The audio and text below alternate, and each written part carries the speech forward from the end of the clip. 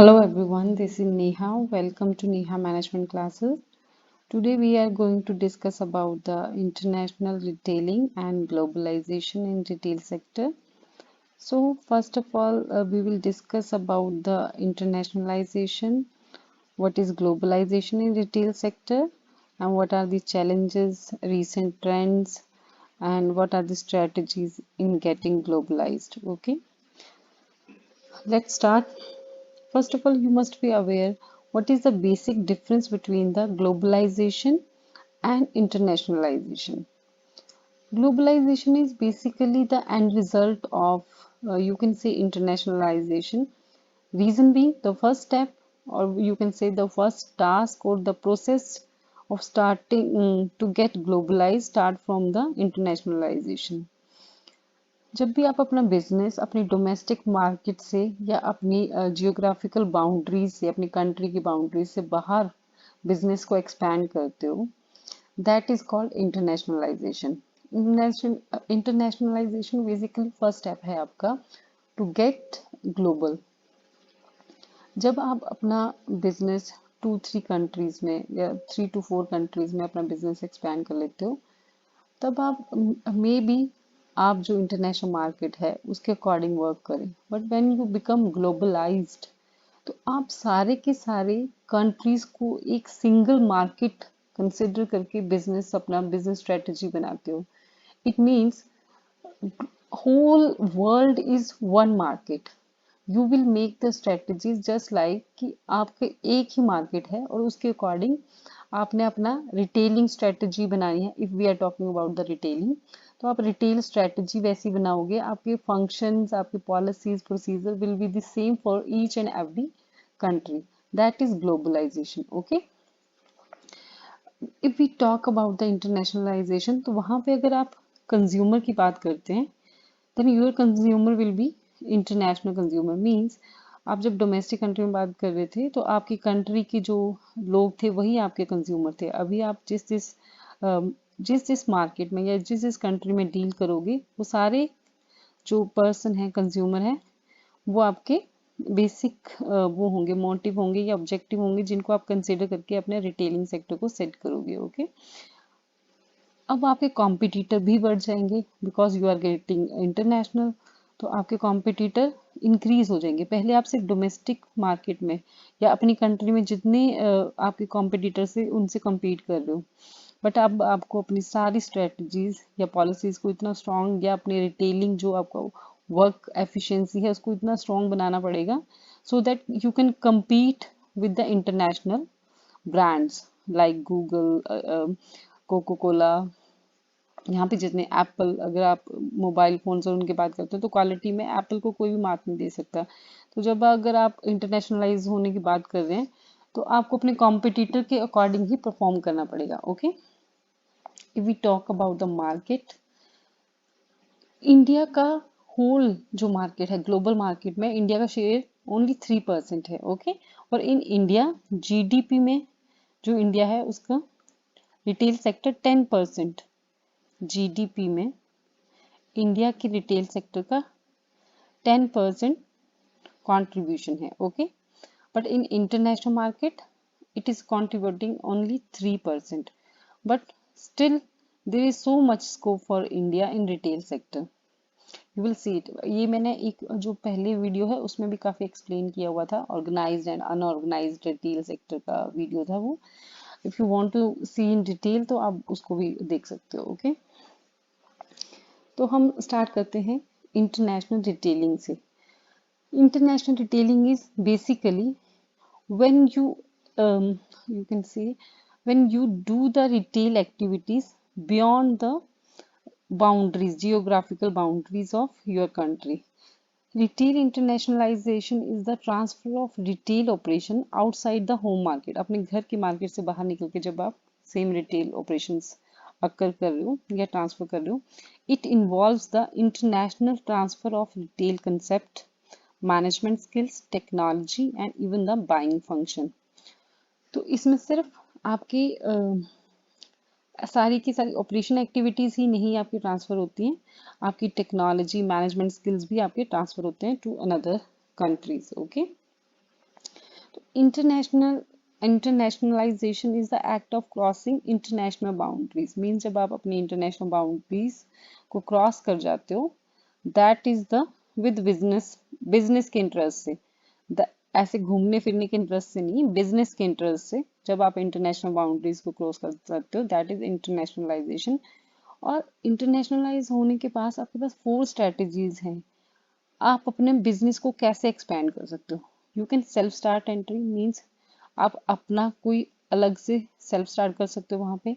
Acquisition and merger, आप किसी और कंपनी के साथ मर्ज कर सकते हो या फिर आपको कोई और कंपनी एक्वायर कर सकती है। जॉइंट वेंचर्स, जब आप किसी इक्वलेंट कंपनी के साथ आप जॉइंट वेंचर, कोई और कंपनी है उसके साथ आप मिलकर काम करते हो for the same purpose. Franchising भी आपने पढ़ा है डिटेल में।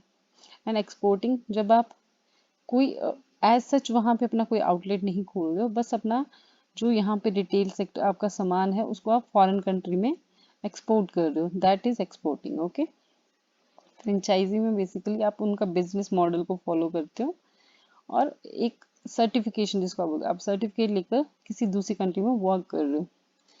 ओके, ये आपके मोड ऑफ एंट्री भी, you can say mode of entry भी है और आपकी स्ट्रेटजीज भी हैं कि आपने इंटरनेशनल मार्केट में एंटर कैसे करना है। ओके, इंटरनेशनलाइजेशन प्रोसेस, तो आपका प्रोसेस, जैसे हम दूसरी सिर्फ रिटेलिंग सेक्टर की बात ना करें, हम किसी और सेक्टर में भी अगर डील कर रहे हैं तो सब में आपका जो प्रोसेस है that is same.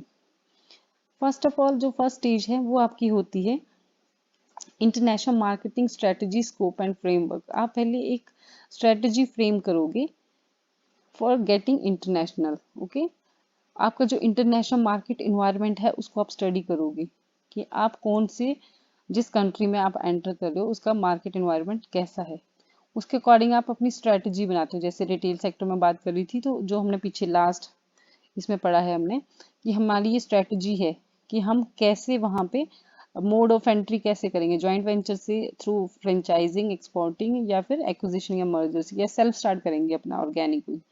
That was the strategy. And next is जो फोर्थ स्टेज है आपकी इंटरनेशनल मार्केट एंट्री स्टेजेस, जो हमने अभी डिस्कस कर लिया।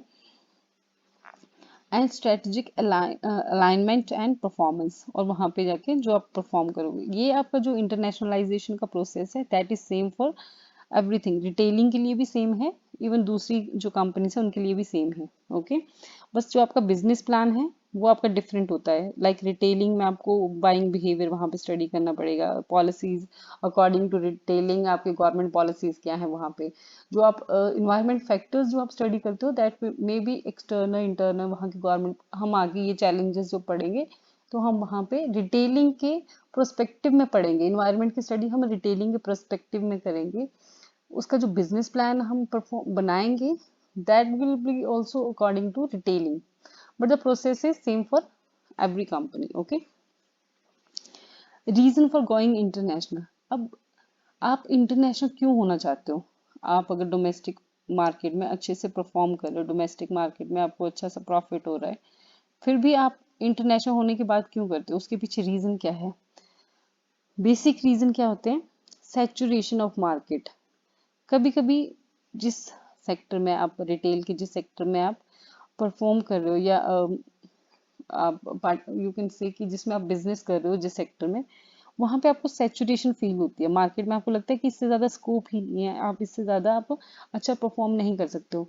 You look for more opportunities, आपको अपने मार्केट में एक सैचुरेशन पॉइंट दिखता है। ठीक है, second reason is non commercial motives. आपके देखिए कमर्शियल मोटिव्स में तो आपकी ग्रोथ एंड प्रॉफिटेबिलिटी आ जाती है, नॉन कमर्शियल मोटिव्स में आपका कोई पर्सनल इंटरेस्ट हो सकता है, कोई सोशल फैक्टर हो सकता है कि आप सोशली पूरे के पूरे ग्लोबल कंट्रीज को आप सोशली उनको सर्व करना चाहते हो। आप किसी रिटेलिंग, ऐसे रिटेलिंग सेक्टर के किसी ऐसे सब सेक्टर में वर्क कर रहे हो जिससे आपको लगता है कि सोशल सेक्टर जो है वो बहुत बेनिफिट होगा उसको, तो आप उनको सर्व, सोसाइटी को बेसिकली आप सर्व करना चाहते हो। That can be your non commercial motive. Non commercial motive कुछ भी हो सकता है, आपका पर्सनल इंटरेस्ट हो सकता है, आपके मन में कोई और भी विचार है जो आपको कमर्शियल मतलब बिजनेस प्रोस्पेक्टिव से रिलेटेड नहीं है, that can be your non commercial motives.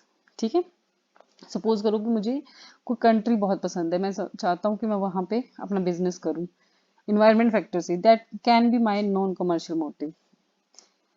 Next is government regulations. कभी कभी आपको अपनी डोमेस्टिक जो कंट्री है उसमें गवर्नमेंट रेगुलेशन आपके बिजनेस के अकॉर्डिंग नहीं होती हैं और आपको लगता है कि इससे मैं ज़्यादा लॉस में जा रहा हूँ, then also you can think of getting international. Okay, capitalization on, इसका मैं एक एग्जांपल जैसे आपको और भी दे सकती हूँ, जैसे चाइना है, वहाँ पे जो वहाँ की गवर्नमेंट है वो अपनी वहाँ की जो कंपनीज है उनको काफी ज्यादा सब्सिडीज देती है फॉर डूइंग बिजनेस। ओके, और जो इंडिया है उसमें सब्सिडीज तो दी जाती हैं बट उसके चाइना के कंपैरेटिव में नहीं दी जाती, चाइना में बहुत ज्यादा सब्सिडी दी जाती है, दैट्स वाई कि जो उनके फाइनल प्राइस होता है गुड्स का वो बहुत लो रखते हैं वो, और उसके लो प्राइसेस होने की वजह से वो जब दूसरी कंट्रीज में चीजें बेचते हैं लो प्राइसेस पे तो बहुत ज्यादा उनका एक्सपोर्ट होता है, सामान बहुत ज्यादा एक्सपोर्ट होता है। ठीक है, और उनका लो कॉस्ट होती है, तो ये भी एक उनकी गवर्नमेंट पॉलिसीज हैं, उसकी वजह से वहां पे लोग बिजनेस करना ज्यादा पसंद करते हैं। ऐसा कोई भी रीजन जिससे आप अपनी गवर्नमेंट रेगुलेशन से या तो खुश नहीं हो या बहुत खुश हो, या किसी और गवर्नमेंट की रेगुलेशन से ज्यादा आपको वो अट्रैक्ट कर रही है, तो पॉलिसीज वो ज्यादा अट्रैक्ट कर रही हैं, आपको लगता है कि सब्सिडी ज्यादा मिलती हैं, टैक्सेस कम लगते हैं, एक्सपोर्ट इंपोर्ट की फॉर्मेलिटीज कम है, तो वो सारे रीजन हो सकते हैं to getting international. Next is potential sale opportunities. जैसे मैंने ये आपको कमर्शियल ऑब्जेक्टिव बोला था, ये उसी का पार्ट है बेसिकली, कि आपको वहां पे ज्यादा अपने जो आपके जिस सेक्टर में आप डील कर रहे हो उसके लिए ज्यादा सेल अपॉर्चुनिटीज दिखते हैं, तब भी आप इंटरनेशनल होने की सोच सकते हो। ठीक है, नेक्स्ट इज ग्लोबलाइजेशन। तो आपको मैंने जैसे बताया कि इंटरनेशनलाइजेशन बेसिकली फर्स्ट स्टेप है जो कि रिजल्ट करता है एंड में, जिसका रिजल्ट ग्लोबलाइजेशन होगा। ग्लोबलाइज्ड होने के लिए आपको पहले इंटरनेशनल होना पड़ेगा, उसके बाद आप मल्टीनेशनल ट्रांसनेशनल हो सकते हो। देन यू कैन से कि ग्लोबलाइज्ड कंपनी कब होगी, जब आप बहुत सारी कंट्रीज में आप बिजनेस कर रहे हो विद वन बिजनेस मॉडल। आपका बिजनेस मॉडल एक होगा, आप सारे के सारे ग्लोब को या वर्ल्ड को एक सिंगल मार्केट कंसीडर करके अपनी पॉलिसीज को क्रिएट करते हो। लाइक इसका बेस्ट एग्जांपल है जैसे आपका एप्पल। एप्पल की जो बिजनेस स्ट्रेटेजी है दैट इज सेम, वो किसी कंट्री के अकॉर्डिंग अपने मॉडल्स की मैन्युफैक्चरिंग या उसकी क्वालिटी में कोई चेंजेस नहीं करता है, उसका business model is same for each and every country. Okay, तो ग्लोबलाइजेशन बेसिकली क्या है, when you integrate with the world economy or the process of integration of the world into one huge market means आप integrate करते हो with the world economy, पूरी world economy के साथ आप इंटीग्रेट करके अपना बिजनेस जो है वो रन करने की सोचते हो। And the process of integration of the world into one huge market, वो मैंने आपको पहले बताया कि आप पूरे के वर्ल्ड को एक वन सिंगल मार्केट कंसिडर करके वर्क करोगी। ठीक है, ये आप IMF डेफिनेशन है जो आप पढ़ सकते हो। The firm commit itself with several manufacturing location around the world, और इसमें क्या होगा कि एक जो कंपनी है उसकी बहुत सारी मैन्युफैक्चरिंग लोकेशंस होंगी वर्ल्ड में, बहुत सारी हो सकती हैं, देन यू विल से कि हमारी कंपनी जो है वो ग्लोबल है। तो ग्लोबलाइजेशन में बेसिकली हम इसके ट्रेंड्स के बारे में स्टडी करेंगे, स्ट्रेटजीज क्या है, रोल ऑफ इंफॉर्मेशन टेक्नोलॉजी क्या है इन ग्लोबलाइजेशन, रिटेल ग्लोबलाइजेशन, चैलेंजेस क्या फेस करने पड़ते हैं और कैसे ये इमर्ज हो रहा है इन टूडेज टाइम। तो आपके पहले ट्रेंड्स की बात करते हैं। या ट्रेंड्स क्या है इसमें, आजकल सारी की सारी कंपनीज अपनी ग्लोबल प्रेजेंस शो करने के लिए इंटरनेशनलाइज हो रही है, ये आजकल बहुत ट्रेंड चल रहा है। मास मर्चेंडाइजर, कि आप जो प्रोडक्ट लाइन है उसको आप बहुत ज़्यादा एक्सपेंड करते जा रहे हो, आप बहुत सारे प्रोडक्ट्स के साथ डील कर रहे हो रिटेलिंग सेक्टर में। ठीक है, लाइक वॉलमार्ट हो गया आपका, या अगर ग्लोबल में देखें तो रिलायंस जो आपका रिटेल है वो भी, ये प्रोडक्ट लाइन अपनी इंक्रीज करते जा रहे हैं, मास मर्चेंडाइजर बनते जा रहे हैं। ओके, online shopping and shopping on social media, it is also very recent trend in globalization, आप खुद भी इसका पार्ट है। You can come to know कि आप आजकल ऑनलाइन शॉपिंग का ट्रेंड कितना बढ़ गया है। इवन सोशल मीडिया पे लोग प्रमोशन एडवर्टाइजिंग करते हैं, वहां पे अपना बिजनेस रन कर रहे हैं, सोशल मीडिया पे भी अपनी एड्स देते हैं। तो ये भी एक ट्रेंड है, recent trend. Next is personalised and experimental shopping. अब जो कंज्यूमर की जो पावर है ना, वो पहले के कंपैरेटिव बहुत ज़्यादा बढ़ गई है। तो उसको ब्रांड लॉयल्टी ज़्यादा शो करने की जरूरत नहीं है, क्योंकि उसके पास बहुत सारी ऑप्शंस हैं। आज के कस्टमर के पास बहुत सारी ऑप्शंस हैं। हर रिटेलर उसको लोएस्ट प्राइस पे बेस्ट क्वालिटी देना चाहता है। तो लोग क्या करते हैं कि एक्सपेरिमेंटल शॉपिंग में भी बहुत आजकल विश्वास रखते हैं। And last is ethical and value based shopping. जैसे कि मैंने अभी आपको कहा कि कंज्यूमर पावर इंक्रीज हो रही है विद द टाइम।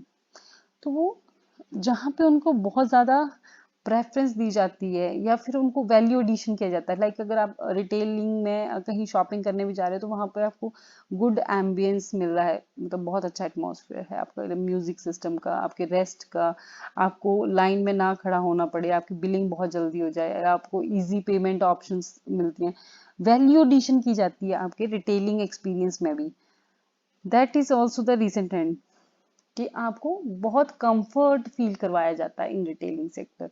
रिटेलर है वो आपको ज्यादा से ज्यादा अच्छा सिर्फ आपको शॉपिंग एक्सपीरियंस ही अच्छा नहीं होगा, उसको आपको पर्सनली भी आप बहुत अटैच्ड या फिर बहुत वैल्यूएबल फील करते हो। तो वैल्यू एडिशन होता जा रहा है जो शॉपिंग में है। That is also recent trend in globalization. Next strategies, कि आप स्ट्रेटजीज में क्या आता है कि आप जब ग्लोबली मोड ऑफ एंट्री करोगे तो आप किस किस वे से कर सकते हो। तो आप इस ग्राफ को देखिए, यहाँ पे देखिए, जो ये स्टार्टिंग में ऑर्गेनिक एंड फ्रेंचाइजी आ रहा है, इसमें आपका जो लेवल ऑफ एंट्री है that is easy in both sector. Organic basically जब आप सिंगल स्टोर खोलते हैं, हम उसकी बात कर रहे हैं। फ्रेंचाइजी वही मैंने आपको बोला कि किसी के बिजनेस मॉडल पे आप अपना रिटेल सेक्टर रन करोगे। डिफिकल्टी मोड जो है लेवल ऑफ एंट्री का, वो आपका चेन और जॉइंट वेंचर में इंक्रीज होता जाता है। ओके, और इस तरफ से आपको कल्चरल डिस्टेंस बताया गया है। तो कल्चर जो डिस्टेंस है वो क्लोजर है, ऑर्गेनिक और चेन एक्विजिशन में क्लोजर है। मतलब आप जो जिसमें आप अपना पर्सनल आउटलेट खोल रहे हैं या अपनी चेन खोल रहे हैं, वहाँ का जो कल्चर है वो आपके साथ रिलेटेड होगा, मोस्ट क्लोज होगा। जैसे अगर कल्चर की बात करें तो हम देख सकते हैं कि हमारे जो नियर बाई कंट्रीज हैं, लाइक नेपाल, भूटान का इंडिया के साथ कल्चर बहुत मैच करता है, या पाकिस्तान के साथ भी कल्चर थोड़ा मैच करता है। तो इन लोगों के पास हम अपना सिंगल आउटलेट भी खोल सकते हैं और अपनी चेन सिंगल चेन भी खोल सकते हैं। ठीक है, लाइक इराक में भी हम कहते हैं कि हमारा कल्चर थोड़ा मैच करता है, तो हम वहां पे भी इसकी सोच सकते हैं। और ऑर्गेनिक में आपका इजी मोड ऑफ एंट्री है, अपना सिंगल आउटलेट खोलना बहुत इजी है, level of entry is also easy, और cultural closeness is also there. Chain में क्या होगा, आपका कल्चरली आप क्लोज हो but level of entry is difficult. In franchisee क्या होगा, level of entry is easy but cultural distance होता है, जहाँ पे आपका कल्चर मैच नहीं करता ना। लाइक अगर मैं सोचूं कि मैंने यूएसए में सेम जैसे फैशन एप्रल में, या फिर मुझे ग्रोसरी स्टोर को खोलना है, तो वहां पे उनकी कल्चरल डिस्टेंस है, उनकी ईटिंग हैबिट समथिंग डिफरेंट। तो वहां पे आपको क्या करना पड़ता है, जब आपका कल्चर डिफरेंस हो, तो आप अपना सिंगल आउटलेट नहीं खोलोगे, वहां पे फ्रेंचाइजी खोलोगे, किसी ऐसे बिजनेस मॉडल को फॉलो करोगे जो उसके अकॉर्डिंग हो, यूएस के अकॉर्डिंग हो। ओके, और जॉइंट वेंचर जब आप किसी और कंपनी के साथ मिलकर अपना बिजनेस रन करते हो जॉइंट वेंचर में, तो वहां पे आपका जो लेवल ऑफ एंट्री है दैट इज डिफिकल्ट, बट जो आपका कल्चरल डिस्टेंस है वो आपका कैसा होगा, that will also be distant, mean बहुत दूर होगा, आपका कल्चरल डिफरेंस भी ज्यादा होगा उसमें। तो आपने ये फिगर से आपने याद रखना है कि कैसे कल्चर डिफरेंस कितना ज्यादा है और लेवल ऑफ एंट्री कहाँ पे इजी है और कहाँ पे टफ है। Okay, next is role of information technology in retailing. जो ये मैंने आपको पिछले वाले जो वीडियो है उसमें बहुत डिटेल में समझाया था कि इंफॉर्मेशन टेक्नोलॉजी रिटेलिंग में कैसे हेल्प करता है। इलेक्ट्रॉनिक डाटा इंटरचेंज भी वहाँ पे हमने बहुत अच्छे से एक्सप्लेन किया था, एससीएम था, सीआरएम था, और SKU, जिसको हम स्टॉक कीपिंग यूनिट्स कहते हैं, इन सबको मैंने डिटेल में वहां पे एक्सप्लेन किया हुआ है। If you want to have a look, वहां पे आप जाकर उसको देख सकते हैं। Next is challenges faced by the global retailer. Global retailer को क्या क्या चैलेंजेस फेस करने पड़ते हैं जब आप ग्लोबली वर्क करने की सोचते हो। कॉपिंग up with the changing technology. एक तो आपको, आप देख सकते हैं कि इस चेंजिंग सिनेरियो में टेक्नोलॉजी बहुत जल्दी मूव चेंज होती है। तो एक तो आपको टेक्नोलॉजी जो चेंज हो रही है, चाहे वो बिलिंग सिस्टम है, चाहे वो पेमेंट सिस्टम है, चाहे आपका कोई भी है, विजुअल मर्चेंडाइज है, या फिर आप जिसमें जैसे फैशन अप्रैल में आप डील कर रहे हो, तो उसमें फैशन ट्रेंड भी बहुत जल्दी चेंज होते जाते हैं। तो उसके साथ चेंजिंग टेक्नोलॉजी के साथ आपको कॉप अप करना पड़ता है। और अगर आप किसी दूसरी कंट्री में जा रहे हो, तो वहां पे आपको लैंग्वेज बैरियर आते हैं। आपके जो कस्टमर है उसका लैंग्वेज बैरियर, उसके साथ आपके डील करना थोड़ा मुश्किल हो जाता है, क्योंकि वहां पे लैंग्वेज बैरियर है और कम्युनिकेशन स्टाइल डिफरेंट वेरी होते हैं। Consumer empowerment, this is a point जो मैंने पहले भी डिस्कस किया था कि कंज्यूमर एम्पावर हो चुका है। वो आपको बहुत ब्रांड लॉयल्टी नहीं दिखाता जब तक कि आप उनको बहुत अच्छी quality with good good value addition नहीं देते हो। कल्चर कम्प्लेक्सिटीज, कल्चर डिफरेंट है, वहाँ पे अडेप्ट करना आपको बहुत टफ होता है। ये भी एक रिटेलर के लिए बहुत बड़ा चैलेंज है जो उसको फेस करना पड़ता है। इंटरनेशनल शिपिंग पॉलिसीज, इसमें आपकी एक्सपोर्ट इंपोर्ट की बात करें, एक्सपोर्ट इंपोर्ट के ऊपर क्या टैक्स लगते हैं वहाँ पर, इसकी बात करें, सब्सिडीज कितनी दी जाती हैं, या फिर आपको और कोई एक्स्ट्रा टैक्सेस हैं जो पे करने पड़ते हैं, या फिर शिपिंग में आपको क्या चार्जेस पड़ते हैं, जिसको हम थ्रू, अगर आप कैसे थ्रू शिप कर रहे हो, थ्रू एयर कर रहे हो, वहां पे शिपिंग चार्जेस या शिपिंग पॉलिसीज कैसी हैं, वो सब कुछ, ये चैलेंजेस उनको अकॉर्डिंग टू कंट्री फेस करने पड़ते हैं रिटेलर्स को। ठीक है, नेक्स्ट जो है आपका, आप देखेंगे कि इंडियन का ग्लोबल रिटेलिंग के साथ बेसिक डिफरेंस क्या है इन टर्म्स ऑफ। देखिए, फर्स्ट है मोस्टली इंडिया में, मैंने आपको पहले ही बताया था कि 88% जो सेक्टर है वो अनऑर्गेनाइज्ड है, जो रिमेनिंग 12% है that is the organize sector. But global अगर रिटेलिंग की बात करें तो वहां पे मोस्टली ऑर्गेनाइज सेक्टर है।